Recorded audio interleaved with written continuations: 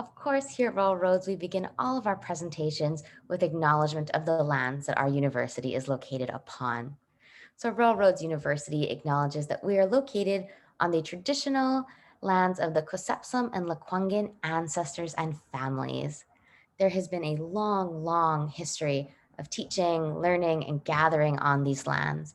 And it's with great gratitude that we live, learn, work, and play here in Victoria, BC, on the traditional lands of the Kusepsum and Lekwungen ancestors and families.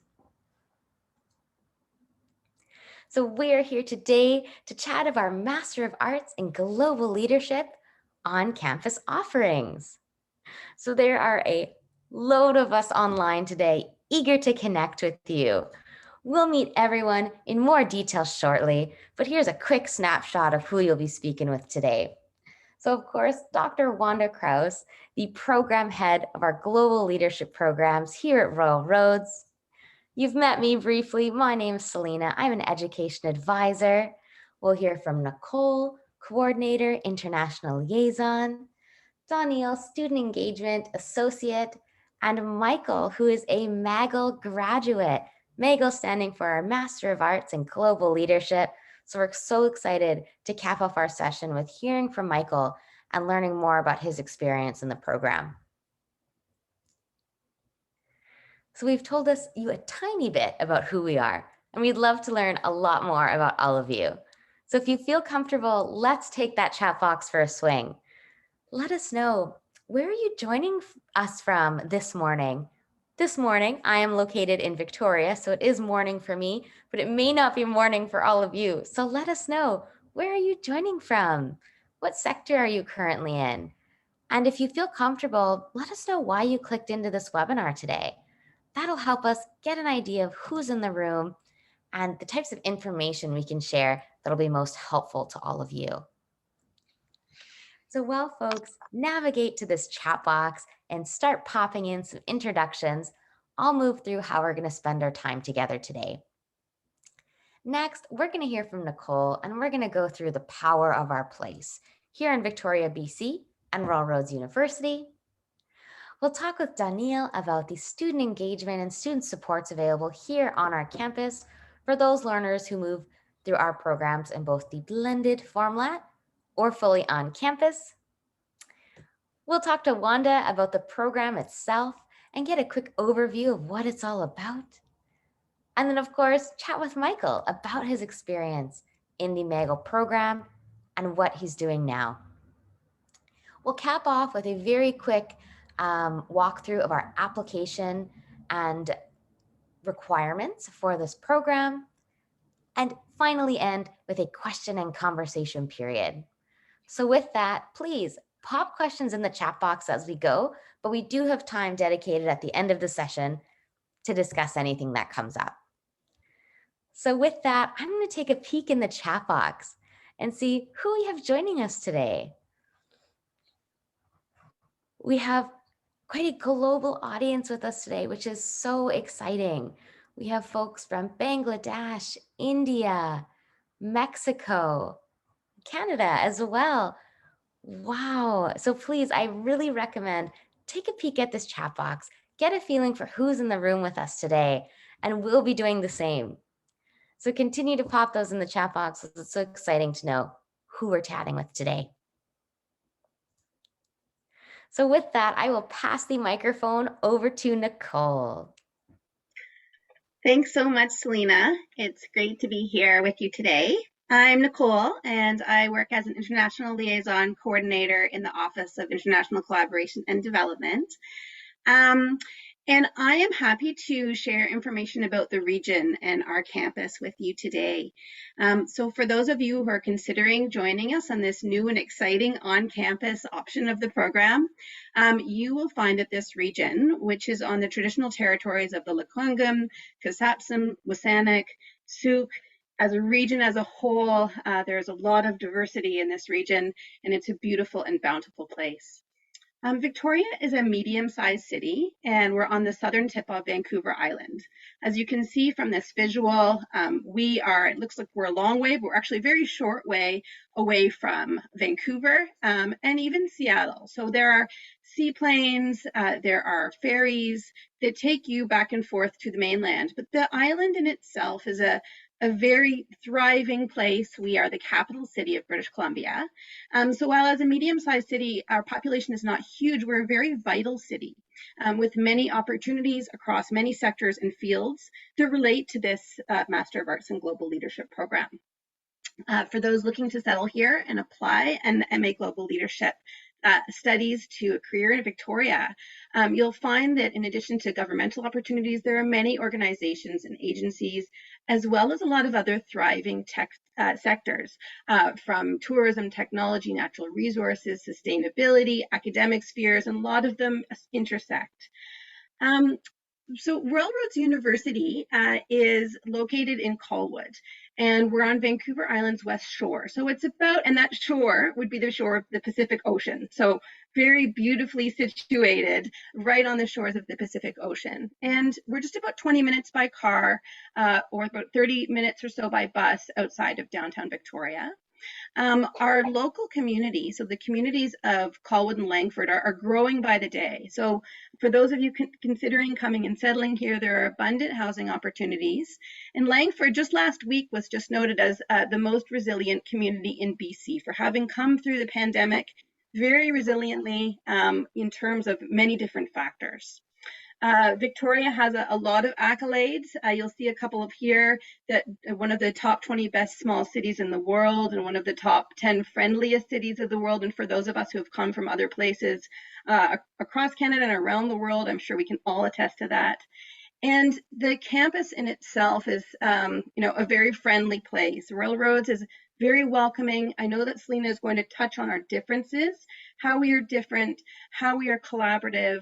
But the campus experience is a really interesting one where you'll just feel at home in a variety of settings. We're surrounded by old growth rainforest. You can walk a number of stunning hiking trails. The natural environment is very preeminent. And we have a variety of buildings that really make our campus an interesting dynamic place. So from our current status as a public university and back through our military college years, there's a variety of buildings. And we also have a campus centerpiece that you may recognize even if you have not had the opportunity to come to campus. It is Hatley Castle, and it is prominently featured in films such as Deadwood and Deadpool and X-Men. So you'll see a couple of slides here. We have beautiful gardens surrounding our campus buildings, many wonderful places to study that are very serene.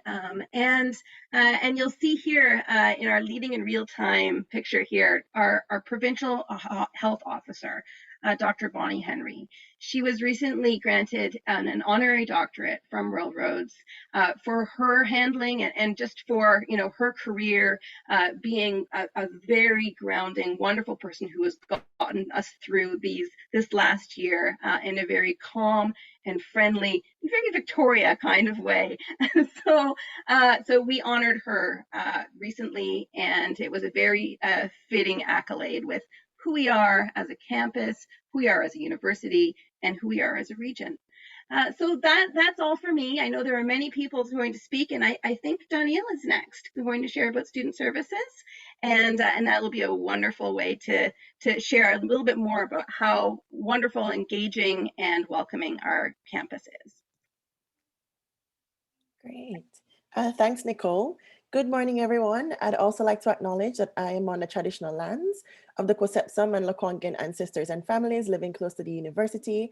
I'm grateful to be living on these lands, and I'm also grateful to be here with you today. My pronouns are she and her. I'm also the Student Engagement Associate within the Student Engagement department here at Railroads. Next slide, please, Selena. And as you can see here, Student Services is a suite of services designed to support your journey from new student through alumni. So as I mentioned before, Student Engagement is one subdivision of Student Services. But we also have Indigenous student services, international student services. So for example, if you are an international student and you will be relocating to Canada, we are here to assist you with that process, helping you to find housing, helping you with your health insurance, your SIN, and all of those things that you need to settle in Canada. We also have our recreation center, and our recreation center is great for anyone who would like to, have a little fitness in their schedule while they're studying here at Rawls University. And our recreation center is free for all students, so that is amazing. And I didn't mention before, but our Indigenous Student Services also caters to our Indigenous students if you fall in that category. And by Indigenous, we mean Indigenous to wherever you're from. We're very open to indigeneity and its interpretation. So definitely, if you are an Indigenous individual from your home country, please feel free to reach out to this service because it's there to assist you as well. We have our career learning and development team, and they're here to assist you with, for example, your internship, if that's a part of your program, or just any career development and assistance that you might need throughout your program or after your program. They're here to assist you with that. We have our free counseling services available for all students, provided by our in-house counselors. We also have resources that are available, external resources that are available to you that provides 24-hour counseling assistance if you require it. So there's always someone here to assist you. And there's also our financial aid and awards. We have quite a few awards available, both internal and external, to all students. So we ask that, you take some time and go through and see what's available. We do have entrance awards, which are amazing. But if you weren't able to get an entrance award, for example, when you apply, not to worry, there are a range of other awards that will be available to you. We also have our accessibility services team, and our accessibility services team are here to support you if you have a short-term or long-term disability and require any accommodation whatsoever in assignments, exams, and so on. So definitely quite a few services here to assist you while you're a student at Royal Roads University. But also it goes a bit further than that. And next slide, Selena. And we do also provide events and opportunities for you to help make your experience at Royal Roads a holistic one. So some of the ways that you can get involved while at Royal Roads University is to attend one of our many events. Right now, our events are primarily online, of course, due to COVID-19 restrictions. But prior to that, we'd also have events on campus, one of our most popular events being our international showcase. The international showcase is a great way to showcase aspects of your culture and also learn aspects of other cultures. So it's a great place for you to display artifacts from your culture, food from your culture. We'd also have a talent show if you'd like to perform something from your culture, and also a fashion show to showcase the attire from your culture. That is our most attended event. Fortunately, we weren't able to have it this year, but we're hoping that as time progresses, we can find an alternative or just have an even bigger event next time around. We also have a few smaller events, such as our coffee house. We have concerts, documentary screenings. So these are some of the virtual ones that we have going on right now. We also have immigration information sessions for our international students. So when you come here, if you'd like to learn more about getting permanent residency or going through the BC Provincial Nominee Program, we're here for you. We're sure to provide sessions that teach you a bit about that. We will have sessions to teach you how to do your taxes. Just quite a few important stuff that can help you just to navigate this space while you're here as a student. We also have the option for you to host your own events. So if there's something that you're interested in seeing, but you're not seeing it, please feel free to reach out to us as a student and let us know. And we'll be more than happy to have you lead those sessions and also support you. We have a range of clubs and organizations as well. So we have our Diversity Action Group, which is one of my favorites to be a part of. I'm a member of the Diversity Action Group, and we do have members from across the campus. It's a great way to network, first of all, with other students and faculty and staff. And it's also a lovely way to learn more about other cultures as well, because it's a great space where we come together, celebrate cultures that are represented on campus. Some of the times that we have events would be, for example, Black History Month, Women's History Month, National Indigenous Peoples Day, and just to name a few. And we're hoping to, of course, expand a bit more, because there is quite a few things that we can be celebrating throughout the year based on our diversity calendar. And we want to make sure that we're hitting all those points. We also have our RRU Proud, which is something that you can be a part of as well. And we typically try to have a range of events throughout the year through RRU Proud. So of course, feel free to be a part of that space as well. You can also start your own club. if that's something that's interesting to you. We've had, for example, sports-based clubs in the past, culture-based clubs. So we're open to quite a few options, whatever it is that you see that you'd like to. If you find a group of like-minded individuals and you'd like to start something, please don't hesitate to start something. You can also sit on a variety of committees. So some of the committees we've had in the past include student engagement event planning. So for example, for our larger events, we recruit students to be a part of that process just to give them that leadership opportunity. Some of our most recent ones are our Climate Action Task Force, which again has a range of students, faculty, and staff. And the same can be said for our Anti-Racism Task Force that was recently mandated by the president. And we, of course, went into the community. We did some research. It was a very collaborative project, and we will be releasing our action plan very soon. There's also our Campus Ambassador Program. Again, a great way to get involved on the leadership side of things if you're looking for that leadership opportunity outside of the classroom. And typically you would go in, whether it be orientation or other spaces, to of course market the university or to connect with new students, existing students, whatever it might be. It looks different from time to time. We also have our community service leadership project, also another leadership opportunity available outside of the classroom. And that one is just an opportunity for you to be able to volunteer. We typically find the volunteer opportunities. You just come, you choose the ones that are of interest to you. You complete a certain amount of hours, and after that, you can get a letter of recommendation, certificate of completion, if that is something that you are seeking.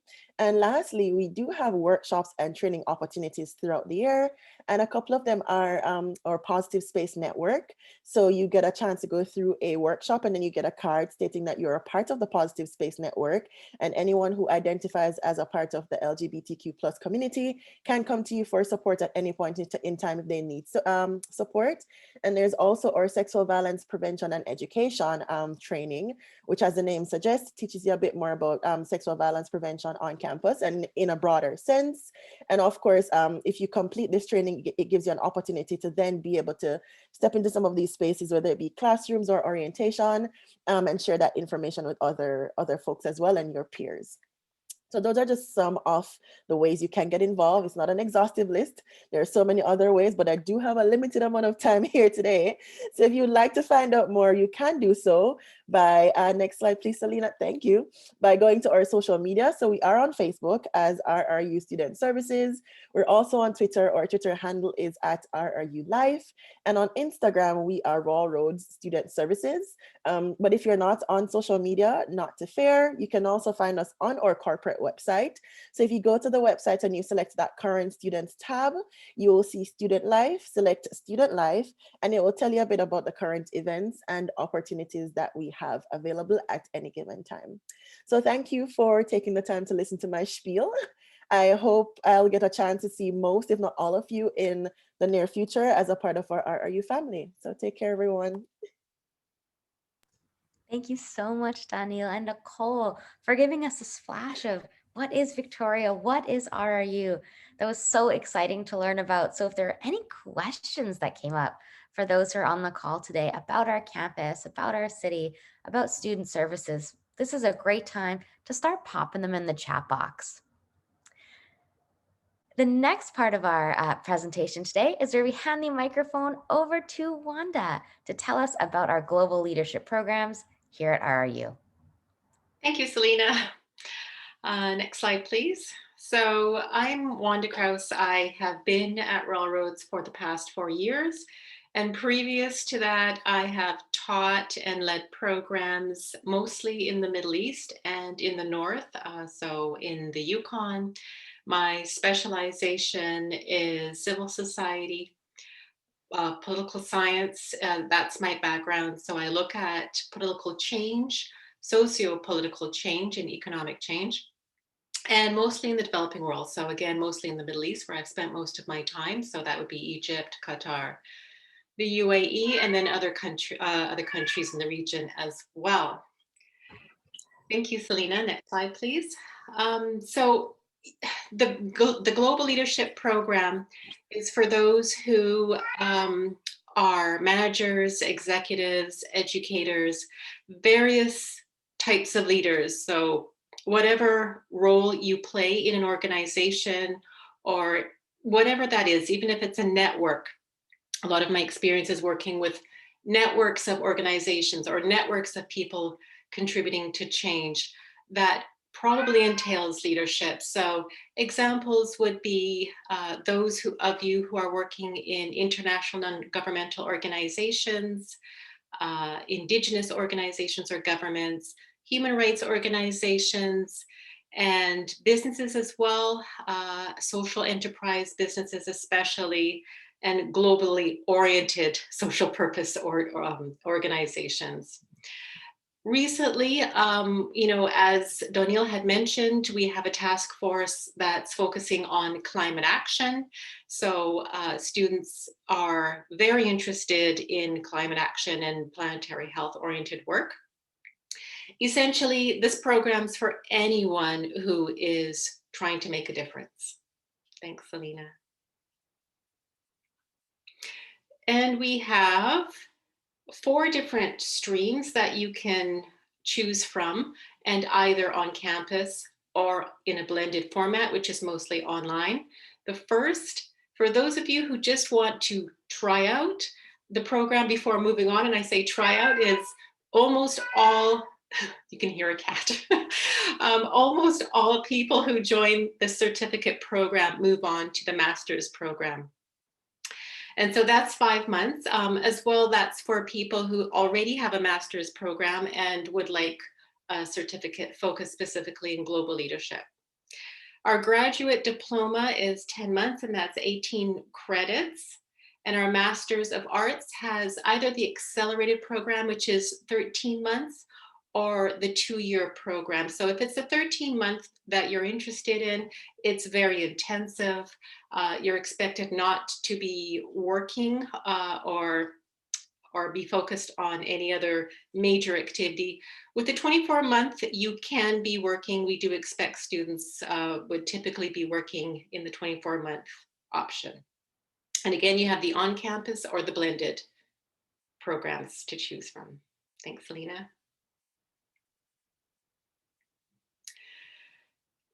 So the on-campus program will begin in the fall of 2021, and it's the first time we are running it. And it's face-to-face classes for the most part. Some of your classes will be online with students who are in the blended program. And so this gives you an opportunity to participate in the activities that Doniel had mentioned earlier. And you'd also have an option of eventually at the end of your master's program, choosing a capstone or an intern option. I'll answer any questions related to these at the end of our session today. I'm really looking forward to bringing Michael onto our call soon. So next slide, Selena. And so just to give you a very broad overview, this is what the curriculum does look like. Both blended and on-campus students will begin this fall together. And this is largely because of the pandemic, and we don't know where things will be at in the fall. So you'll join together online. Then in your second course, you will split out where on-campus students are on campus and blended students are online, but you come together for a 2-week shared residency. And so that's a very intensive time of learning. And then you move into your elective courses. You'll see the online courses are for the blended program, and the on-campus choices are navigating geopolitical dynamics or global communities, and community development, and managing difficult relationships within and across community dynamics. So these are the kinds of courses you'll have available to you in the program, and there are other courses you have outside of the program to choose from. Then you go into your second residency course, which is called 610. And then you move into either your capstone or your internship. Next slide, please. Let's see it, Selena.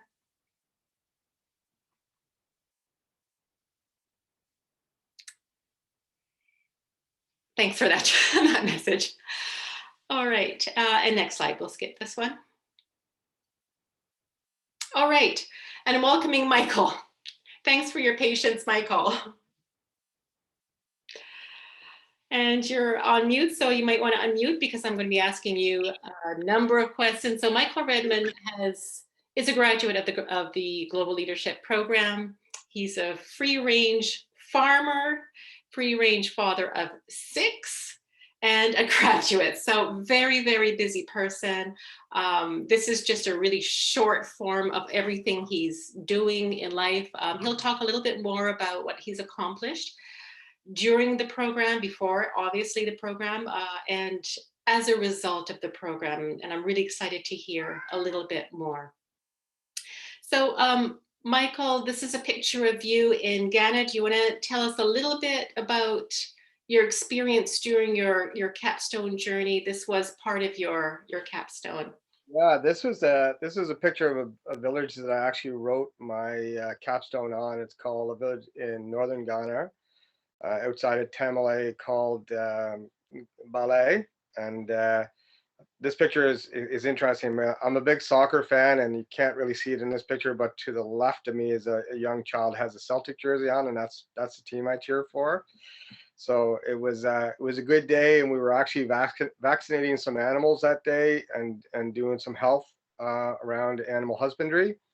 And so I'd actually brought some soccer balls in with me, small balls for the kids, and that's why I have so many kids around me, because we were having a wonderful day. So my capstone project was interesting because we worked on a rainwater capture system for the region, and it took me quite a bit of time, almost a full year of research and development, and never at any one time did I have water, internet, or air conditioning. So if I had 1 of 3, I was doing okay. If I had 3 of 3, it was a good week or a good day.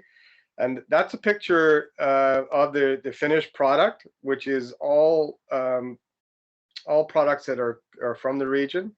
That was the team I developed around me from the University Development Studies in the region. From my driver to my interpreter to my engineer, every one of those relationships I took time to develop. So I didn't have them when I was there. It took me months and months and months to develop those relationships, and that's my lovely wife who kept me focused a lot on the time, and she's an animal scientist. So it was a very, very proud day when we were able to launch that rainwater capture system. And that one roof that you see there to the left, it could develop about 120,000 liters of fresh, clean water a year. So it was a remarkable achievement, and one that continues today.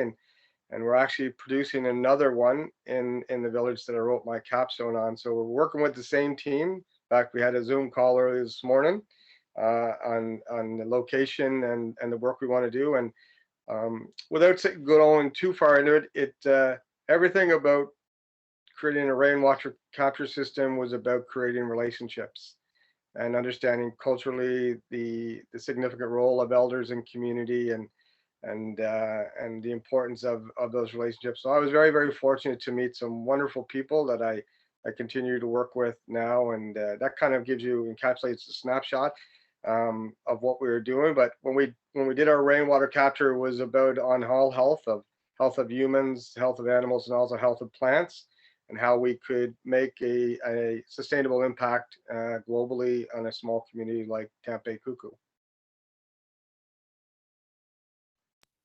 Thanks, Michael. Can you tell us a little bit about what attracted you to the program to begin with? Very much because my mindset, and certainly I believe that we're, the decisions we make on the micro affect the macro, and Royal Roads had this wonderful program that a friend of mine had attended to, and she works with Health Canada, and she really said you need to take your, small community-minded free-range farmer attitude from Prince Edward Island, Canada, and produce things on a global front. And I almost forgot that I know you guys are taking great credit for Dr. Bonnie Henry, but she's actually an islander. She's from PEI. So So we'll take credit for her, especially when she's doing such good work on the West Coast.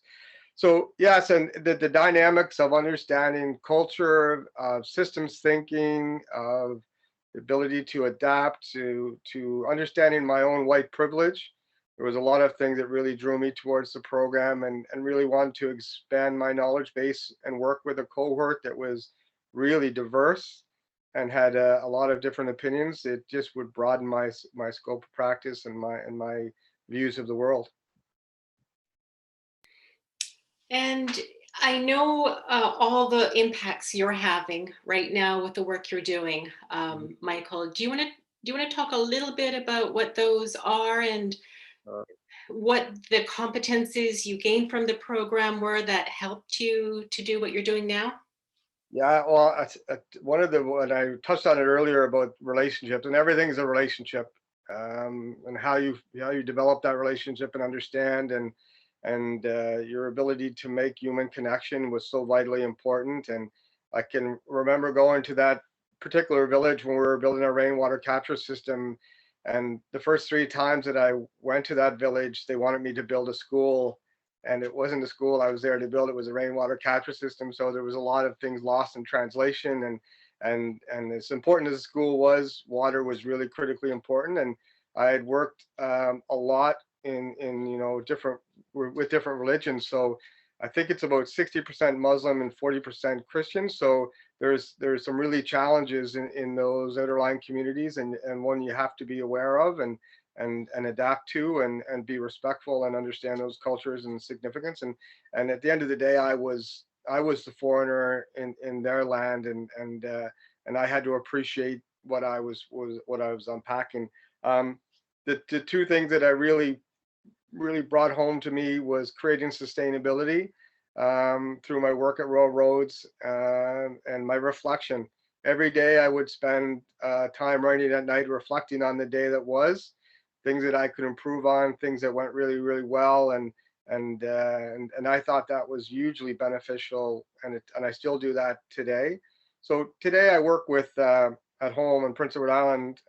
I love to free range at farm, but I think that's more for my own mental health than anything. And but I work with youth who have mental health and addictions, and we're trying to get them back on their feet and get job placements. But I also am an advocate for specifically Indigenous men coming out of incarceration. So men who have spent the better part of their life, 10 to 20 years in provincial and federal prisons, convicted of very, very serious crimes, of trying to reintegrate them back into society. And we're actually working with a group that we just actually put together last week. It's called ACT, which is an assertive action community team, which brings resources to people who need them, and as opposed to the medical help and supports going that somebody would have to go to an institution, we would actually go to the person's door. So it's actually based a lot on Dr. Paul Farmer. I'm not sure if you're familiar,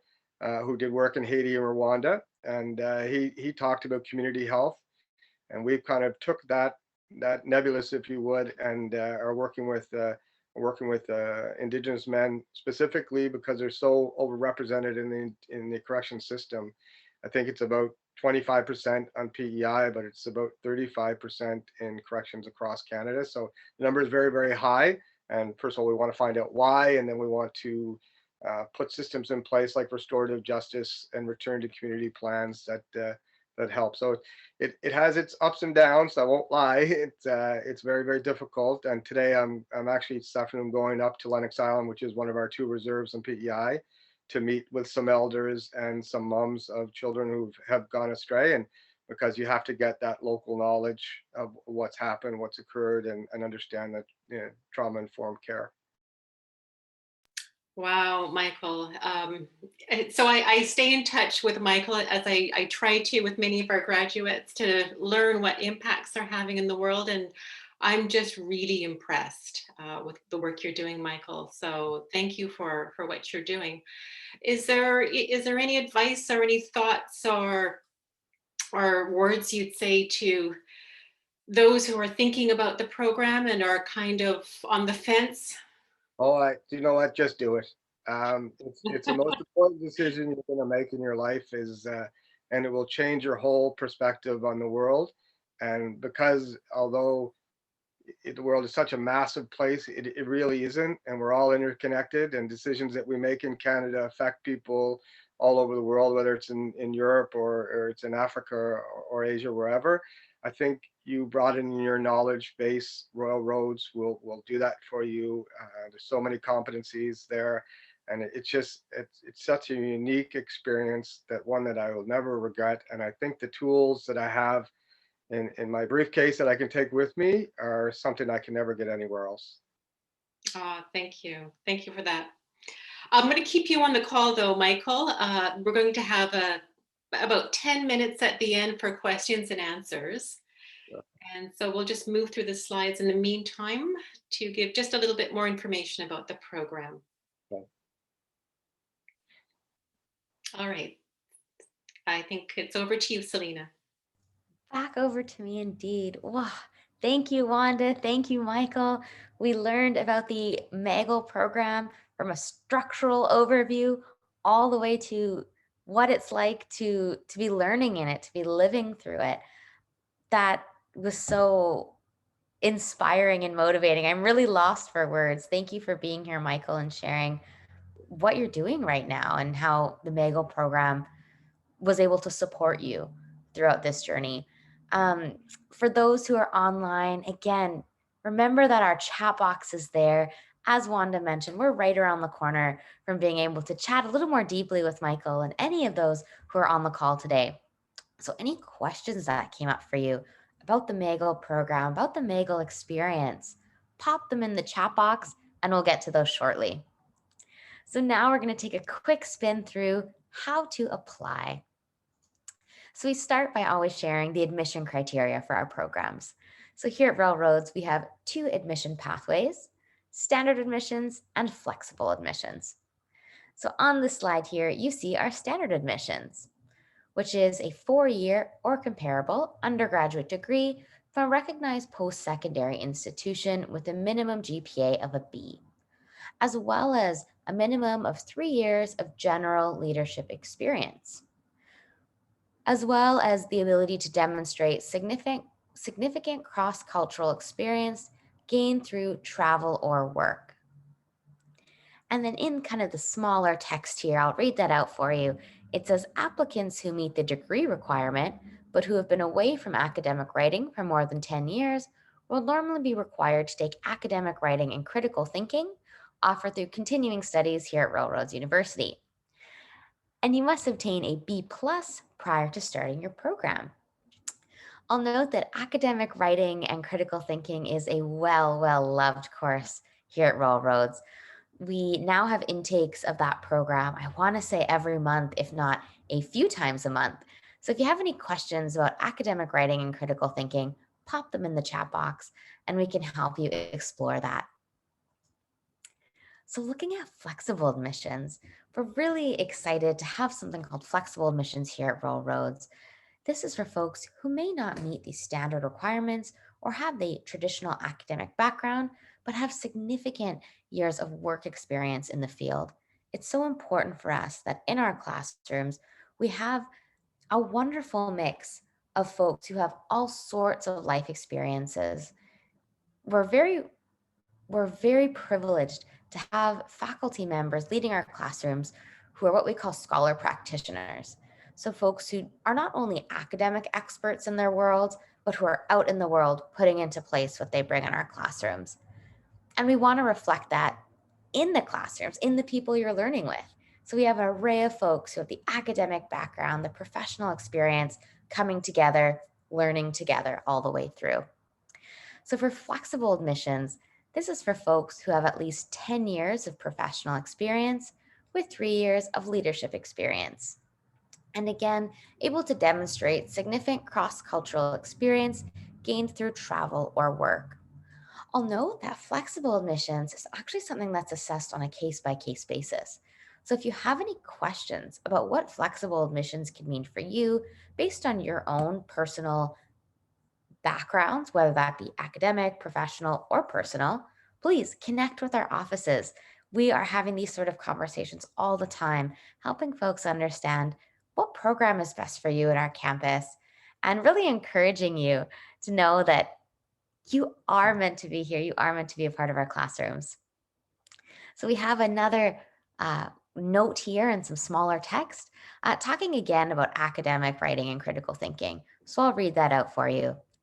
Applicants who are assessed under flexible admissions, including those who meet the degree requirement but not the GPA requirement, will normally be required to take academic writing and critical thinking for their continuing studies here at Royal Roads. And again, must maintain a B+ and complete that program before starting your graduate studies. So I'll talk a little bit more about why academic writing and critical thinking is so well loved on our campus. We have many learners from all of our programs who come through flexible admissions who are required to take this course, but equally as many who come through standard admissions who elect to take this course. And that's because this course will make sure you have the foundational supports and the knowledge of how to write at a graduate level, how to read at a graduate level. And it makes sure that when you enter the program, you are supported, you are ready, and you understand how to navigate the assignments, how to navigate all of the readings in a way that's at graduate level. So again, if you'd like to learn more about academic writing and critical thinking, pop it in the chat box or send us an email after the webinar and we can chat about that a bit more. So the actual process about how to apply, it begins with an online application. That online application has a fee of $126.28. And once that online application is in and processed, a portal opens up for you where you can start submitting supporting documents. So you'll see here just some of the things that we look for. For example, official transcripts, a personal statement, a structured resume, and 2 letters of reference. There are some additional requirements or some things that we look for if you're joining us from outside of Canada. So if you have any questions about that, recommend heading to our website for more information, or this is a wonderful place to be asking those questions as well.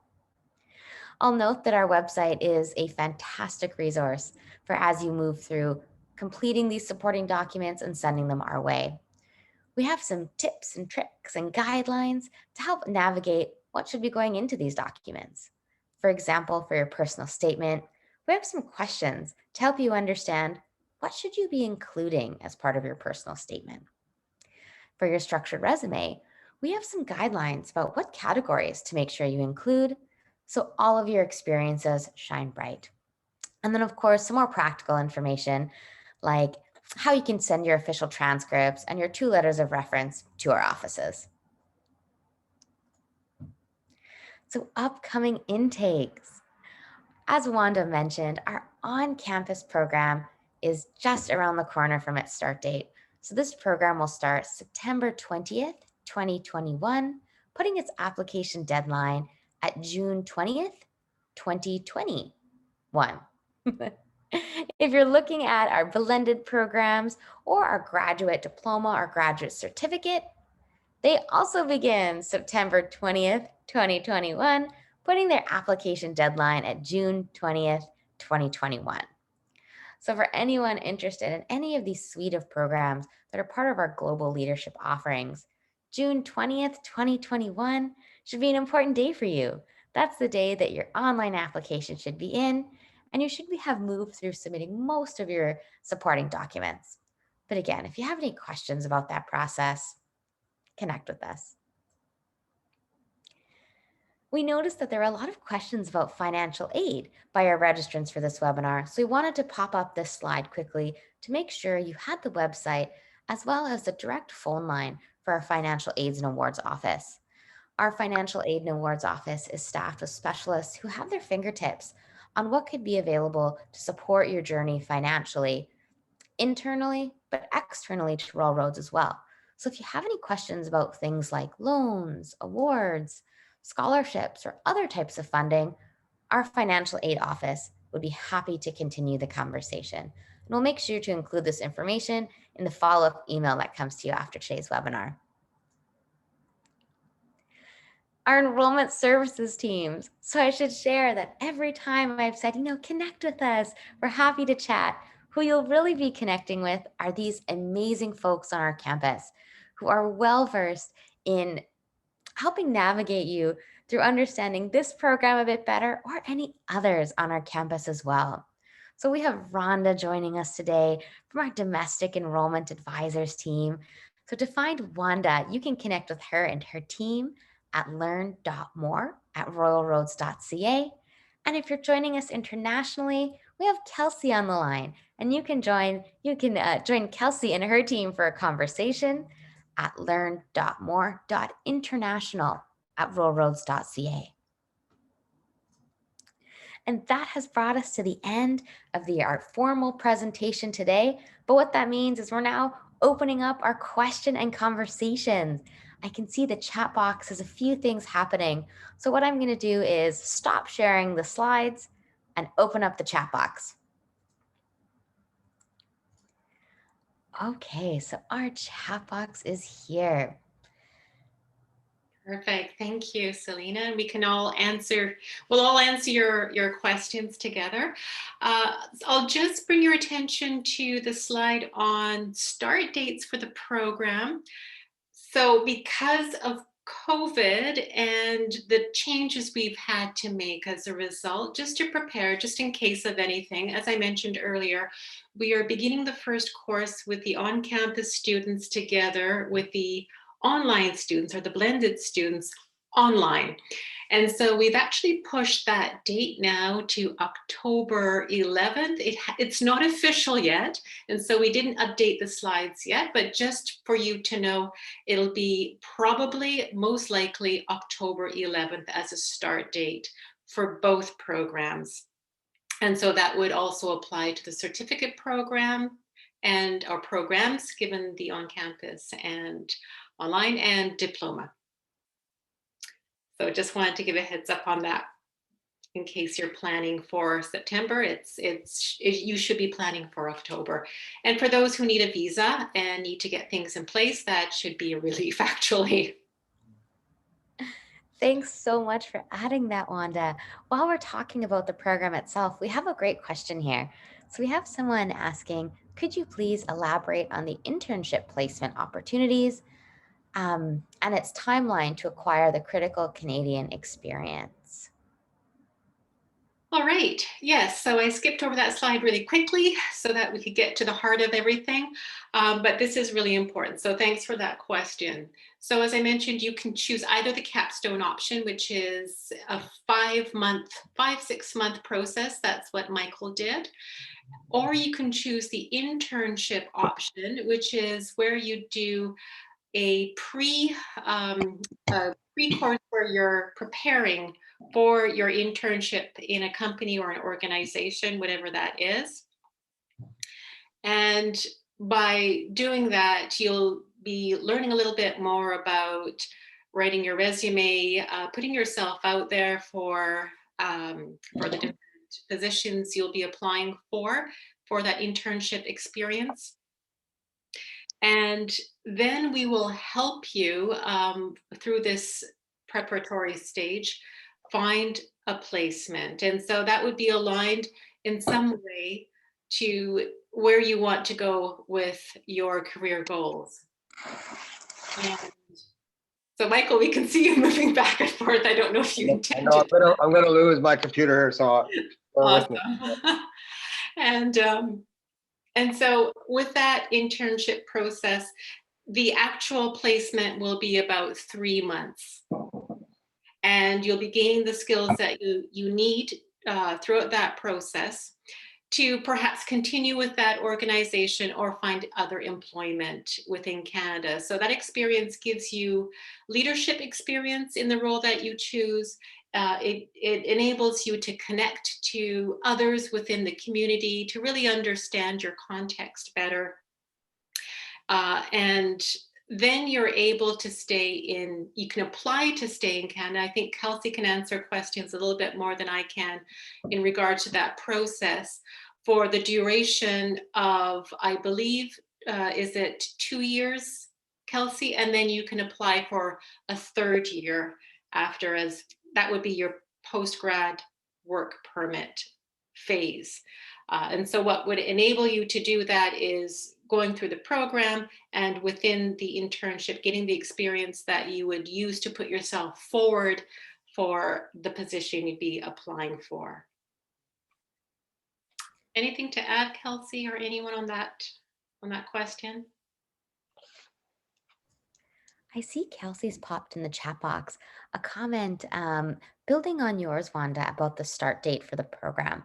So Kelsey has typed here, we recommend applying at least 6 months before the program start date if you require a study permit, and then provided a link for the IRCC's processing times as well. So for any folks who find yourself in a position where you require a study permit, please feel free to take a peek at the link that Kelsey shared, or connect with Kelsey in her offices for more information. I recognize we only have a few short minutes together today, but Michael, we have a question that's popped up for our registrants a few times. So I'm hoping you can answer it for us. So in the chat box, we can also see if some folks have shared all the different things going on in their life on top of thinking of pursuing this graduate studies program. How did you do it? How did you balance the work, the life, all the things, and graduate studies at the same time?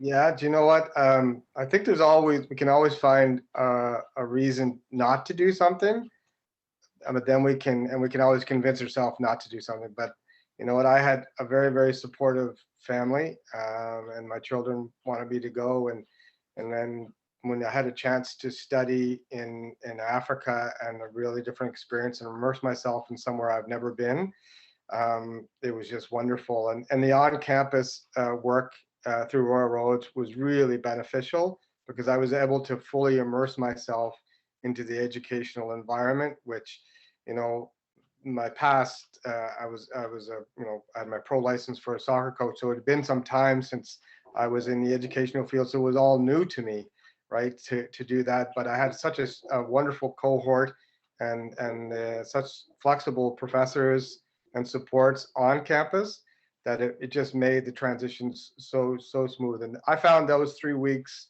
extremely valuable, because I felt every day I had a chance to go back to my dorm room, close the door, and reflect and read and just take in any information in my own time.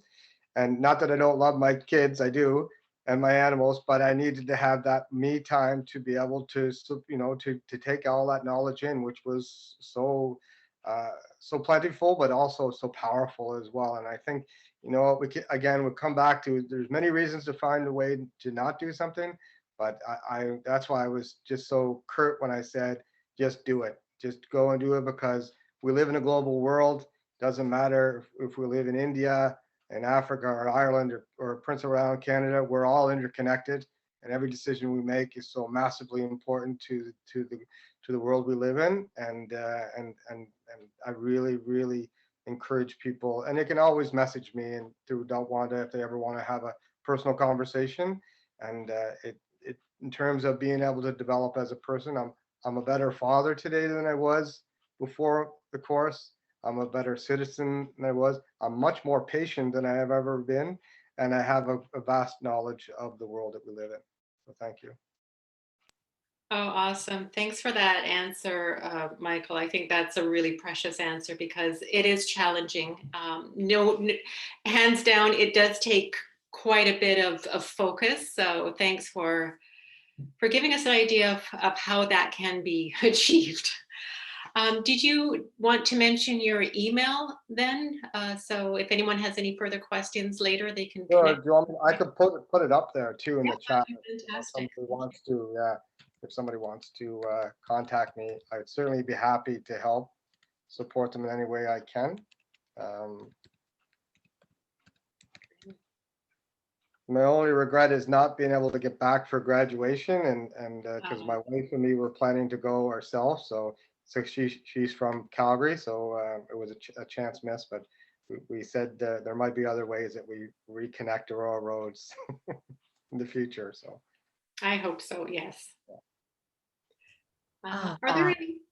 Yeah, I'm just going through the chat box. Are there any other questions that you're noting, Selena, that we can go to? We had a lot of questions specifically around the academic reading and writing, the process for applying. And I think both Kelsey and Rhonda have done a wonderful job answering those questions as they were a bit specific to people's experiences. So I think we've wrapped up for today. And I can't imagine on a better note. Thank you so much, Michael, for your comments. The just do it, the just get into it. That's sometimes that simple phrase is all someone needs to hear to be motivated. So thank you so much. Wanda, before we close out, was there anything else you wanted to chat about? No, I'm here though to answer any questions if anything pops up for anyone in the moment. And if not, I'm also available to answer questions by email, and also very happy to connect either by phone, Skype, or WhatsApp. And then we have other platforms to connect as well. Do you have any deadlines for probable intakes for No, we only have the September or now October intake. And I'll just pop in my email.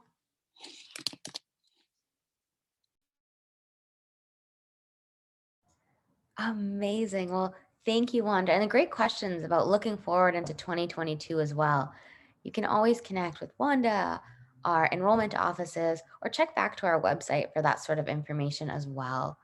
I see we have some questions continuing to come in, and it's always heartbreaking when we've wrapped up our time together today, but please, I can collect those and we'll make sure to pass them to the correct enrollment advisors. And we had a question about the recording of the session. Yes, absolutely. In the next day or so, we'll be sure to send you a recording of this whole session. So for those folks who are watching live, you'll have a review of all the information. And for those who are unable to join us, hopefully you have a good time watching the video and you connect with us with any questions as well. So we wish you all a wonderful morning, afternoon, or evening, depending where and when you're watching this recording. Goodbye, everyone.